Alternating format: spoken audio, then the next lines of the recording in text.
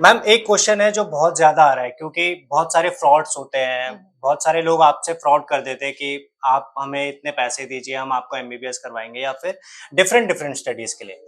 तो मैम आप हमें बताइए कि आप हम सही तरीके से हम कौन सी कंसल्टेंसी चुने कि जिससे हमें पता चले हम क्या क्या चीजें उस कंसल्टेंसी में देखें कि जिससे हमें श्योरिटी हो जाए कि हाँ, अगर हम अपना एमबीबीएस करना चाहते हैं तो हम अपने पैसे एक सही जगह दे रहे हैं।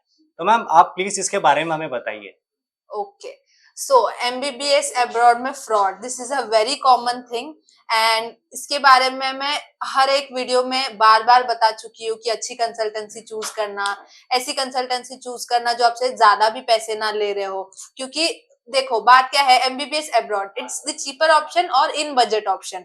तो अगर इन बजट है तो आपको देखना है ना कि आप कंसल्टेंसी को ज्यादा भी पैसे ना दो। ये चीज आपको ध्यान रखनी है। इस बारे में मैंने हर एक वीडियो में आपको बताया है बार बार कि एजेंट्स फ्रॉड होते हैं, आपको ध्यान रखना है, ध्यान रखना है। I have been telling this again and again, but फिर मैं आपको यही बताऊंगी। आप कोई भी कंसल्टेंसी एजेंसी चूज करो जो आपको फेयर प्राइस में आपका एडमिशन करा दे। क्योंकि देखो कुछ कुछ यूनिवर्सिटीज जो बजट यूनिवर्सिटीज होती है, जैसे कैमरो आपने देखा होगा, वहां की ईयरली फी ही 2 लाख 13,000 14,000 अप्रोक्सीमेटली इतना है, 2,50,000 आप पकड़ लो। तो जब अगर आप फी ही उतनी है, ऊपर से आप उसके लिए प्रोसेसिंग फी 3-4 लाख दे रहे हो, सो इट्स नॉट जी। Worth it. आपको इस चीज का ध्यान रखना है। एंड मैंने आपको ये बताया कि इंडिया में thousands of agents and consultancies है। दैट डजंट मीन कि ये सारे वहां पे काम करते हैं, इट्स नॉट पॉसिबल। आप यहाँ से जाओगे, आप सोचोगे कि मेरे सिटी में जो एजेंसी या कंसल्टेंसी है मैं उन्हें चूज करूँ सो दैट मुझे कोई दिक्कत आए तो मैं उनके पास हाँ। चली जाऊँ। बट जब आप रशिया चले जाओगे आपको पता चलेगा वो तो रशिया में काम करते ही नहीं है। सो अगर आपको कोई दिक्कत होगी वो नहीं आने वाले सॉल्व करने। सो ऐसी कोई कंसल्टेंसी या एजेंसी चूज करो जो रशिया में रहती है all around the year, so that आपको कोई भी प्रॉब्लम हो आप उनके पास जाओ एंड वो सॉल्व कर दे। सो ये कुछ चीजें हैं जो आपको देखनी है। ठीक है। तो आई होप आपका ये डाउट भी प्रॉपर्ली क्लियर हो गया होगा। अब आप अपनी कंसल्टेंसी चूज़ कर सकते हैं ये चीज़ें देख के। तो मैम अब हम चलते हैं अपने नेक्स्ट क्वेश्चन पे। ये क्वेश्चन मतलब बहुत सारे स्टूडेंट्स का आता है कि मैम जो माय मेडिकल यूनिवर्सिटी की प्रोसेसिंग फीस है, तो वो इतनी कम क्यों है? बाकी बाकी जो कंसल्टेंसी या फिर बाकी यूनिवर्सिटीज़ से ये इतनी कम क्यों है? आप इतने कम पैसों में क्यों लाइक एमबीबीएस करवा रहे हैं? रशिया आप सारी टिकट्स देखते हैं, like air tickets, visa approval सब चीज़ें इसमें इंक्लूडेड होती है। तो ऐसा क्यों है इसमें? ओके, सो ये एक कंट्रोवर्सी वाली बात है, आई वुड से कि मैं ही क्यों प्रोसेसिंग फी कम चार्ज करती हूँ। सो बात ऐसी है, प्रोसेसिंग फी मतलब क्या? The fee which is charge for your process, आपका जो प्रोसेस होगा उसके लिए चार्ज किया जाता है, राइट? ये होता है। कुछ लोग उसे कंसल्टेंसी फी मानते हैं, कुछ लोग उसे वन टाइम चार्ज मानते हैं। आई डोंट नो, मार्केट में ऐसी बहुत सी चीजें होती है। मुझे स्टूडेंट्स आके पूछते हैं कि दीदी वन टाइम चार्ज क्या है, एडमिशन फी क्या है। तो मैंने क्लियरली एक वीडियो में आपको बताया हुआ है ऑलरेडी कि आपको प्रोसेसिंग फी के अलावा आपको क्या फी होगा, आपका ट्यूशन फी होगा, आपका हॉस्टल फी होगा, आपका जो वीजा एक्सटेंशन या मेडिकल इंश्योरेंस होगा ये होगा। उसके अलावा जो होगा आपके पर्सनल चार्जेस होंगे। उसके अलावा कुछ एजेंट्स है जो, बहुत सारी कंसल्टेंसीज है जो बोलती है one time fee, admission fee, आपको वहां जाके पैसे मांगेंगे एक्स्ट्रा, या ऐसा कुछ नहीं होता। It's nothing like that. University को सिर्फ आपके ट्यूशन फी, हॉस्टल फी और मेडिकल इंश्योरेंस से मतलब है, इससे अलावा किसी चीज से नहीं। प्रोसेसिंग फी कम क्यों है, इसका यही सोल्यूशन है ना। इसका यही आंसर है कि प्रोसेस जितना होगा उतना ही ना चार्ज किया जी। जाएगा। Why would I charge anything more? I yes. Wouldn't charge. आपका फ्लाइट टिकट होगा, आपका वीजा होगा, आपका एडमिशन लेटर होगा, आपका इन्विटेशन लेटर होगा, एंड आपका डॉक्यूमेंट ट्रांसलेट होगा, नोटराइज होगा। इसके अलावा कोई भी प्रोसेस होता ही नहीं है। So why would you pay anything extra? आप वन टाइम फी पे कर रहे हो, what is the meaning of one time fee? One time आप दे रहे हो, सो इन रिटर्न आपको क्या मिल रहा है? कुछ नहीं। when you're giving money you need to get something in return, right? So what's the point of giving money when there is nothing you're going to get in return? So make sure कि आप ऐसी consultancy या agency के भी पास जाए जो consultancy फी कम हो उनके पास, एंड जो आपके लिए रिलायबल हो, एंड जो अफोर्डेबल भी हो। तो आई होप आपका ये डाउट भी प्रॉपर्ली क्लियर हो गया होगा। अब मैम हम बात करते हैं जैसे इंडिया में बहुत सारे जगह हैं, जैसे आप अगर राजस्थान की बात करें, आप डिफरेंट डिफरेंट सिटीज है जहाँ पे बहुत गर्म हो, मतलब एक गर्मी टाइप होती है। कई एरियाज है जहाँ पे बहुत ही ज्यादा कोल्ड वेदर होता है। तो मैम अलग अलग स्टेट से लोग एमबीबीएस करने रशिया जाते हैं, वहाँ का भी क्लाइमेट चेंज डिफरेंट होता होगा। तो मैम वहाँ का क्लाइमेट चेंज कैसा रहता है? लाइक कैसे चेंज होता है? सडन बेसिस पे चेंज होता है या फिर वहाँ पे भी मंथली बेसिस पे उसके चेंजेस होते हैं? मैम थोड़ा इसके बारे में बताइए। Okay, so talking about Russia's climate, आप लोगों को पता है कि रशिया में ठंड होती है डेफिनेटली। आपने सारे वीडियोस में देखा होगा कि yes ma'am. It's snow covered all the time. आपको -20 तक भी टेम्परेचर जाएगा। यहाँ आपको लगता होगा ओ माय गॉड -20 हम कैसे सर्वाइव करेंगे, but it's not like that. वहां पे भी लोग बहुत सालों से रहते आ रहे हैं, ऑफकोर्स वहां पे भी लोग रहते हैं। वो लोग भी पहले जमाने से रहते आ रहे हैं। ऐसा नहीं है कि उनकी बॉडी ने -20 को अडेप्ट कर लिया, इट्स नथिंग लाइक दैट। मैंने आपको हमेशा बताया कि आप जब रशिया आओगे, सो आपको वहां पे जैकेट्स एंड बूट्स लेना कंपलसरी है। वो वहां के ठंड के हिसाब से बने हुए हैं, सो दैट आप वहां आओ तो आपको दिक्कत ना हो। स्नो में आप बूट्स पहन के जाओगे, इतना इंसुलेटेड होता है कि वो अंदर तक ठंड नहीं आती। इवन जैकेट के अंदर आप बिना कुछ पहने भी जाओगे तभी भी you are going to feel normal. And आप किसी भी बिल्डिंग एंटर करोगे, हमेशा तो आप बाहर नहीं रहोगे डेफिनेटली। इधर आप यूनिवर्सिटी बिल्डिंग रहोगे या हॉस्टल में रहोगे या पब्लिक ट्रांसपोर्ट में रहोगे। ये सब कुछ सेंट्रली हीटेड होता है। जैसे आप इंडिया में किसी भी मॉल में एंटर करते हो तो how it is, it's centralised AC होता है, राइट? सेंट्रलाइज्ड कूलिंग सिस्टम होता है। ऐसे नहीं होता कि एक एसी लगाया गया है।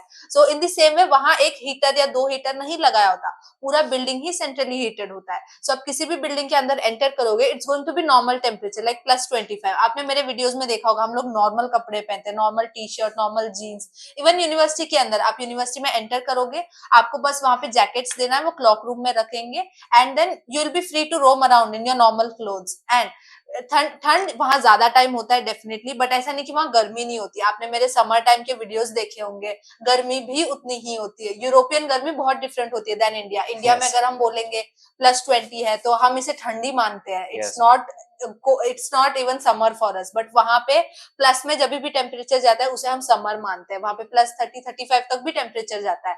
गर्मी भी होती है but the duration is short. Colder times का ड्यूरेशन ज्यादा होता है। ओके। तो आई होप आपको समझ आ गया होगा कि आपको अपने आप को कैसे अडेप्ट करना है उस क्लाइमेट चेंज में। मैम एक बात करते हैं कि हम जैसे हम किसी भी कंट्री में जाते हैं, हम इंडिया को छोड़ के यहाँ पे हम प्रॉपर हिंदी लैंग्वेज बोलते हैं। तो हम रशिया में जाते हैं, तो वहाँ पे आपके बहुत सारे लैंग्वेज बैरियर आते होंगे या फिर वहाँ पे लोग अलग-अलग लैंग्वेज में बात करते होंगे। तो मैम उसके उसके बारे में बताइए कि वहाँ पे लैंग्वेज बैरियर आते हैं या जो-जो चीज़ें होती है क्योंकि आप वहाँ पे 2 साल 2-3 साल से हैं आप वहाँ पे, तो आपको ब्रीफली पता होगा कि वहाँ पे कैसे आप बात कर सकते हैं या कैसे डेली बेसिस पे अपने दोस्तों से या फ्रेंड से या फिर यूनिवर्सिटी में कैसे आपकी बातचीत होती है? तो आप प्रॉपर्ली उसके बारे में बताइए मैम। रशिया में आप लोगों को पता है कि रशियन लैंग्वेज बोला जाता है। जैसे जी। मैंने प्रीवियस क्वेश्चन में भी आपको बताया कि रशिया एक ऐसी कंट्री है जहां पे उन्होंने रशियन लैंग्वेज को ज्यादा इंपॉर्टेंस दिया है। रशियंस को यूजुअली इंग्लिश स्पीकिंग लोग या उनका कल्चर ये पसंद नहीं है बिल्कुल। आप देख रहे हो all around the world Russia Ukraine war चल रहा है, उसमें भी आप देख रहे हो yes ma'am. Cold war type चल रहा है। सो आप देख ही रहे हो। सो ये बात है कि रशिया में रशियन लैंग्वेज ही बोला जाता है।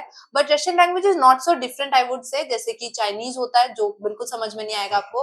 Russian alphabets is more like English, आपको यस। ऑलमोस्ट सिमिलर लगेगा। इवन आप देखोगे तब आपको पता चल जाएगा इट्स ऑलमोस्ट सिमिलर। जस्ट थोड़े बहुत अल्फाबेट्स डिफरेंट है। इवन वर्ड्स, आप साइंटिफिक वर्ड्स जैसे कि मेडिकल रिलेटेड वर्ड्स देखोगे, it's going to be clearly similar. So आप लोगों को इतनी दिक्कत नहीं होगी। एंड प्लस पॉइंट ये है कि आप जैसे ही रशिया आओगे, आपको फर्स्ट ईयर से रशियन लैंग्वेज सिखाया जाता है। ओके। फ्रॉम अल्फाबेट्स आपको सिखाया जाता है। सो आपके ऊपर है कि आप उस सब्जेक्ट को लाइटली ना ले, उसे अच्छे से पढ़े फ्रॉम बेसिक्स। एंड बात यह है कि आपको बनाने हैं रशियन दोस्त। जैसे ही आप इंडियंस के साथ रहोगे, डेफिनेटली आप हिंदी में बात करोगे, मराठी में बात करोगे या जो भी आपका लैंग्वेज होगा उसमें बात करोगे। जब तक आप रशियन लैंग्वेज लोगों के साथ नहीं रहोगे, आप उनसे नहीं कम्युनिकेट करोगे, so it won't be easy. I wouldn't say कि इतना इजी है कि आपने अल्फाबेट सीख लिया तो आपको सब आ जाएगा, ऐसा नहीं होता। आप बाहर जाओगे तो आप कैसे लोगों से बात करोगे? Everybody doesn't know English there. बहुत कम लोगों को इंग्लिश आती है वहां पे। सब बोर्ड्स इंग्लिश में लिखा होगा, सब कुछ रशियन में लिखा होगा। सो मेक श्योर कि आप बाहर जाओ, लोगों से बात करो, ज्यादा कम्युनिकेट करो, सो दैट आपके लिए लैंग्वेज सीखना इजी हो जाए। तो आपने प्रॉपर्ली इसमें लाइक जान लिया होगा कि आप कैसे वहाँ पे बात कर सकते हैं या फिर कैसे-कैसे आपकी चीज़ें होती हैं। मैम एक बहुत ही मेन क्वेश्चन है जो बहुत सारे स्टूडेंट्स का है अरे लाइक बहुत ज़्यादा स्टूडेंट्स आए हमारे पास कि वहाँ का जो फीस स्ट्रक्चर होता है, वो कैसे होता है? लाइक आपको कैसे अपनी फीस पे करनी होती है? लाइक वो आपका सेमेस्टर वाइज़ होता है या फिर आपका ईयरली वाइज़ होता है? तो मैम उसके बारे में बताइए हमें। ओके, सो फीस के बारे में अगर देखा जाए तो एक्चुअल में आप फीस सेमेस्टर वाइज पे कर सकते हो, इट्स नॉट एन इश्यू।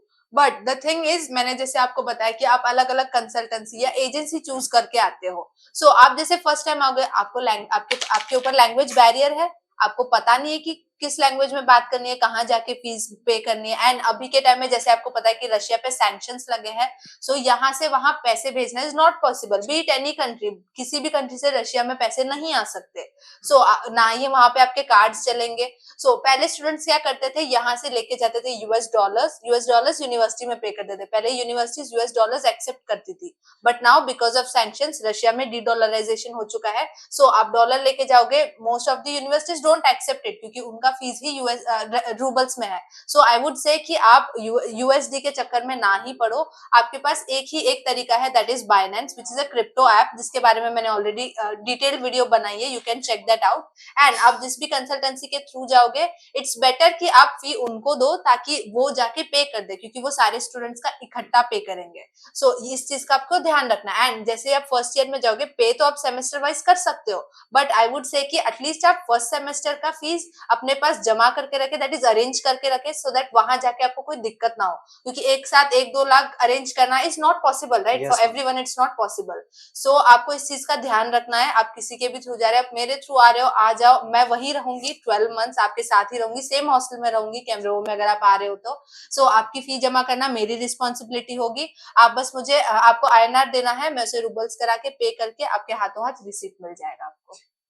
तो इस वीडियो में हमने ब्रीफली डिस्कस किया सारे क्वेश्चंस के बारे में। हमें जितने भी क्वेश्चंस आए थे सारे स्टूडेंट से, तो आई होप आपको समझ आ गया होगा। और आपके जितने भी डाउट्स होंगे इस या यूनिवर्सिटी के रिगार्डिंग कि आप अगर एमबीबीएस रशिया में कर रहे हैं तो क्या क्या चीजें मैंडेटरी या फिर क्या क्या क्वेश्चंस आपके जो थे उनको आपको प्रॉपरली आंसर मिल गए होंगे। तो thank you so much ma'am, आपने सारे क्वेश्चंस का आपको हमें बहुत अच्छे से आंसर दिया। और एंड आई होप सारे जितने भी स्टूडेंट्स हैं हमारे वो समझ गए होंगे कि उन्हें क्या क्या चीजों का ध्यान रखना चाहिए। तो इस वीडियो में बने रहने के लिए आपका धन्यवाद। आगे हम और भी वीडियोस डालेंगे माय मेडिकल यूनिवर्सिटी चैनल पे, तब तक आप सब्सक्राइब कर सकते हैं इस चैनल को, और नीचे आपको बेल आइकन शो हो रहा होगा, उस पर आप प्रेस कर सकते हैं ताकि हमारी आगे कोई भी वीडियो आती है तो सबसे पहले नोटिफिकेशन आपको मिले। तो इस वीडियो में यहां तक बने रहने के लिए धन्यवाद।